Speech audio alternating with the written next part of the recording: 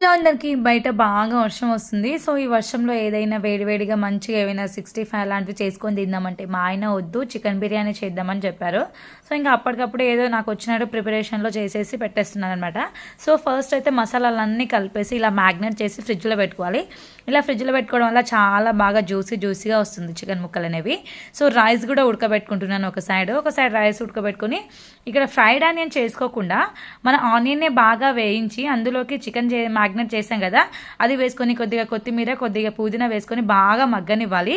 అంటే ఈ చికెన్ ముక్కలు మొత్తం మంచిగా ఉడికినంత వరకు ఉడికించుకున్న తర్వాత దానిపైన రైస్ వేసుకొని దమ్ చేసుకుంటే సూపర్ వస్తుందండి. చాలా తొందరగా అయిపోతుంది, ఎక్కువ ప్రాసెస్ ఉండదు. ఫస్ట్ టైం చేసే వాళ్ళకైతే మంచి ఆప్షన్ ఇది ఇలా చేయడం అనేది. ఎందుకంటే మనకు వచ్చినట్టు ఈజీగా చేసేయచ్చు. చాలా సింపుల్ ప్రాసెస్లో ఉంటుంది. నాకైతే చాలా బాగా నచ్చింది. టేస్ట్ అయితే ఎంత బాగా వచ్చింది తెలుసా, అసలు చూస్తేనే అమ్మ ఇప్పుడు నీ వీడియో ఎడిటింగ్